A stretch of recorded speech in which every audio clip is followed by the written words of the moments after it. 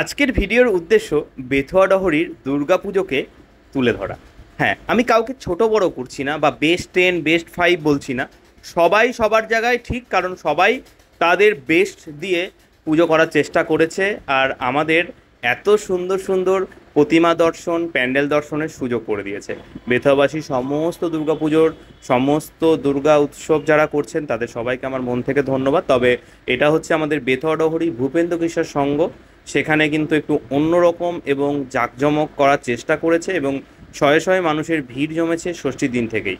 তারপর আমরা একটু অন্য কিছু নিয়ে আলোচনা করব বা অন্য প্যান্ডেল নিয়ে আলোচনা করব। এই প্যান্ডেলটি সবার আগে দেখো। এটা হচ্ছে আমাদের কচমচ ক্লাব, যেখানে খুব সুন্দর প্রতিমা দর্শন করেছে। তারপর এলো বোজপুর ঘোষপাড়া, যেখানে প্যান্ডেলের জায়গায় এবার মন্দির করেছে, সেটাও বেশ সুন্দর।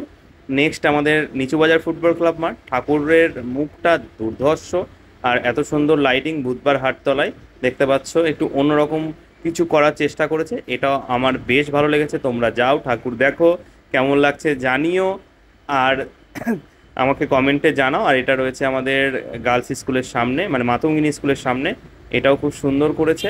আর সব শেষে রয়েছে